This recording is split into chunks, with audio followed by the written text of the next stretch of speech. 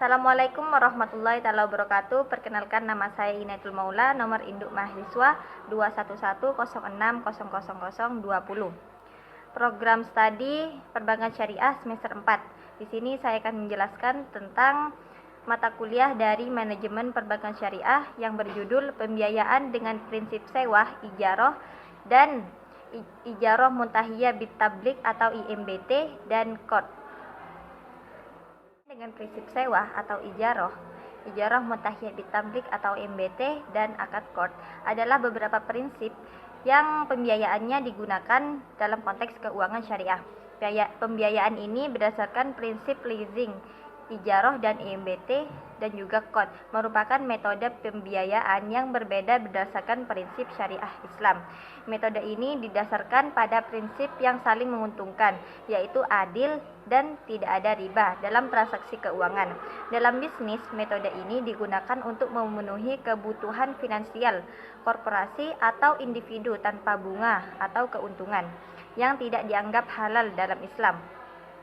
Perbedaan antara prinsip ijarah dan IMBT dan juga qard terletak pada sifat transaksinya, yang menurut prinsip sewa ada kontrak sewa di mana uang sewa dibayarkan oleh penyewa kepada pemilik properti tersebut. Dengan qard, pemberi pinjaman tidak memerlukan pembayaran tambahan dalam pinjaman tersebut. Ijarah berasal dari kata al-ajru yang berarti al-iwadu atau berganti-ganti. Dalam bahasa Arab diartikan sebagai suatu jenis akad untuk mengambil manfaat dengan jalan penggantian sejumlah uang. Secara terminologi ada beberapa definisi yang dikemukakan oleh para ilmu fikih. Yang pertama, yang dikemukakan oleh ilmu Hanafiyah yang mendefinisikannya dengan transaksi terhadap suatu manfaat dengan imbalan. Ijarah adalah prinsip sewa yang digunakan dalam pembiayaan syariah. Dalam ijarah, pemilik aset menyewakan aset kepada penyewa untuk jangka waktu tertentu dan dengan imbalan pembayaran sewa. Aset tersebut dapat merupakan barang atau properti. Selama masa sewa, penyewa bertanggung jawab untuk menjaga aset tersebut, sementara si pemilik aset tetap menjadi pemilik aset tersebut. Terdapat beberapa rukun dalam ijarah yang dikemukakan oleh ulama Hanafiyah. Rukun al-ijarah yaitu hanya satu, yaitu ijab atau ungkapan menyewakan, dan qabul yaitu persetujuan terhadap sewa menyewa. Tetapi para jumhur ulama mengatakan bahwa rukun ijarah ada 4, yaitu yang pertama orang yang berakat, yang kedua sewa atau imbalan, yang ketiga manfaat, dan rukun ijarah terbagi beberapa rukun, yaitu terdapat 2 rukun dalam ijarah. Yang pertama yang dikemukakan oleh ulama Hanafiyah yang terbagi menjadi 1 rukun yaitu hanya ijab qabul. Ijab yaitu ungkapan menyewakan dan qabul persetujuan terhadap sewa menyewa. Menurut jumhur ulama mengatakan bahwa rukun al-ijarah terdapat 4, yaitu yang pertama orang yang berakat, yang kedua sewa atau imbalan, yang ketiga manfaat, dan yang terakhir sigot atau ijab qabul.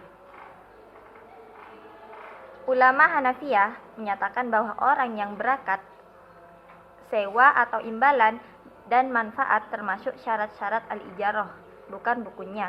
Hal itu menunjukkan bahwa jika salah satu dari beberapa rukun sewa menyewa atau al-ijarah tersebut tidak terpenuhi, maka akad sewa menyewanya dikategorikan tidak sah, dan sebab ketentuan dalam rukun menyewa di atas bersifat kumulatif atau gabungan dan bukan alternatif. Prinsip-prinsip pokok transaksi al-ijarah, yaitu yang pertama jasa yang ditransaksikan. Jasa yang ditransaksikan adalah jasa yang halal, seperti dibolehkannya melakukan transaksi al-ijarah untuk keahlian memproduksi barang-barang keperluan sehari-hari yang halal, seperti untuk memproduksi makanan, pakaian, peralatan rumah, dan lain-lain. Namun tidak dibolehkan untuk keahlian membuat minuman keras, membuat narkoba atau obat-obat yang terlarang yang terkait dengan riba. Dan yang kedua yaitu orang-orang yang mengadakan transaksi haruslah sudah mumayyiz atau yang bisa membedakan baik dan buruknya suatu pekerjaan, sehingga proses transaksi akan berjalan dengan sah. Maka batallah proses ijarah jika salah satu dari pihak yang berkaitan belum mumayyiz seperti anak kecil. Yang ketiga yaitu transaksi atau akad harus didasarkan pada keridhaan kedua pihak dan tidak ada unsur paksaan. Dan yang keempat yaitu transaksi ijarah haruslah memenuhi ketentuan dan aturan yang jelas yang dapat mencegah terjadinya perselisihan atau antara kedua pihak yang bertransaksi. Ijarah adalah memanfaatkan sesuatu yang dikontrak. Apabila transaksi tersebut berhubungan dengan orang ajir, maka yang dimanfaatkan adalah tenaganya. Sehingga untuk mengontrak seseorang yang ajir, tadi harus ditentukan bentuk kerjanya, waktu, upah, serta tenaganya. Oleh karena itu, jenis pekerjaannya harus dijelaskan sehingga tidak ada ketidakjelasan dalam transaksi tersebut. Karena transaksi ijarah yang masih kabur hukumnya fasid atau rusak. Dan waktunya juga harus ditentukan, misalkan harian, mingguan, atau bulanan dan bisa lebih. Di samping itu, upah kerjaannya harus ditetapkan. Karena itu, dalam transaksi ijarah ada hal-hal yang harus jelas ketentuannya, yang menyangkut yang pertama, bentuk dan jenis pekerjaan atau nau al-mal. Yang kedua, masa kerja. Yang ketiga, upah kerja. Dan yang terakhir, tenaga yang dicurahkan saat bekerja. Macam-macam al-ijarah ada dua, yaitu al-ijarah yang bersifat manfaat. Contohnya seperti sewa menyewa rumah, toko, kendaraan, dan pakaian serta perhiasan. Apabila manfaat itu merupakan manfaat yang boleh bagi syarat untuk dipergunakan, maka para ulama fikih sepakat menyatakan boleh dijadikan objek sewa menyewa. Yang kedua yaitu al-ijarah yang bersifat pekerjaan. Contoh dari al-ijarah yang bersifat pekerjaan yaitu cara memperkerjakan seseorang untuk melakukan suatu pekerjaan. Al-ijarah seperti ini menurut para ulama fikih hukumnya boleh apabila pekerjaan tersebut sudah tentu jelas. Berakhirnya akad al-ijarah terjadi pada saat ketika yang pertama, objek yang disewakan hilang atau musnah. Yang kedua, tenggang waktu yang disepakati dalam akad al-ijarah telah berakhir.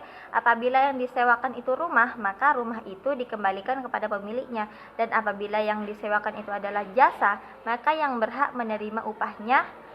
Kedua hal ini disepakati oleh semua ulama fikih. Yang ketiga yaitu menurut ulama Hanafiyah, wafatnya salah satu seorang yang berakat karena akad al-ijarah menurut mereka tidak boleh diwariskan. Sedangkan menurut jumhur ulama, akad al-ijarah tidak batal dengan wafatnya seseorang yang berakat karena manfaat menurut mereka boleh diwariskan. Yang terakhir yaitu apabila ada uzur pada salah satu pihak. Rukun-rukun al-ijarah yang pertama ada pernyataan ijab qabul atau sigot atau pernyataan sewa dari kedua pihak. Yang kedua ada pihak yang melakukan akad yang terdiri dari pemberi sewa, pemilik aset, dan penyewa seperti pengguna aset. Yang ketiga manfaat dari aset yang disewakan dalam ijarah harus sudah terjamin oleh pihak yang menyewakan dan pihak penyewa wajib menggantinya dengan pemberian upah atau ujrah. Jenis-jenis akad ijarah. Yang pertama, ijarah wal iktinah atau ijarah muntahiyah bitablik atau IMBT, yaitu di mana suatu perjanjian atau pemindahan hak milik atas suatu benda yang disewakan pada suatu waktu tertentu. Pengalihan kepemilikan dapat dilakukan setelah transaksi pembayaran atas objek ijarah telah selesai. Pengalihan kepemilikan kemudian bisa dilakukan dengan menandatangani akad baru yang terpisah dari skema akad al-ijarah sebelumnya. Pembayaran pengalihan kepemilikan bisa dilakukan dengan hibah, penjualan, atau pembayaran angsuran. Yang jenis akad ijarah yang kedua yaitu ijarah tumah al-ba'i, yaitu penyewa akan menyewa sebuah barang dan bertujuan untuk membeli barang tersebut, sehingga di akhir masa sewa barang tersebut menjadi hak miliknya. Yang terakhir yaitu ijarah mausufah bil aldimah, yaitu ijarah yang menerangkan dengan jelas perihal keuntungan dan jasa yang disewakan, namun tidak dengan properti yang menghasilkan manfaat. Oleh karena itu, jika terjadi kerusakan pada properti tersebut, maka kontrak tetap berjalan. Ijarah muntahiyah bitamlik atau IMBT adalah bentuk khusus dari prinsip ijarah, di mana pemilih opsi untuk membeli aset pada akhir masa sewa. Dalam IMBT, jika penyewa memutuskan untuk membeli aset setelah masa sewa berakhir, maka harga pembelian aset tersebut ditentukan sebelumnya pada perjanjian ijarah. Jadi, IMBT memungkinkan penyewa untuk memiliki aset setelah masa sewa berakhir. Ijarah muntahiyah bitamlik atau IMBT diartikan sebagai transaksi sewa dengan perjanjian untuk menjual atau menghibahkan objek sewa yang di akhir periode, sehingga transaksi ini diakhiri dengan pengalihan kepemilikan objek sewa. IMBT adalah transaksi sejenis perpaduan kontrak jual beli dan lebih tepatnya akad sewa yang diakhiri dengan kepemilikan barang di tangan si penyewa. Al-ijarah al-muntahiyah bitamlik adalah berupa barang modal yang memenuhi ketentuan.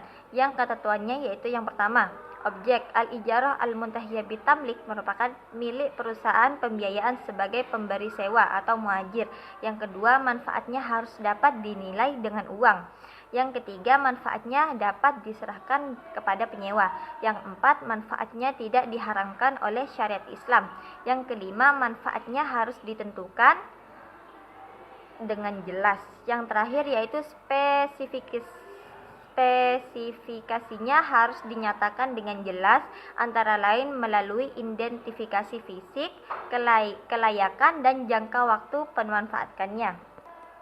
Yang akad terakhir yaitu akad qard, yaitu prinsip pembiayaan syariah yang berkaitan dengan pemberian pinjaman tanpa bunga.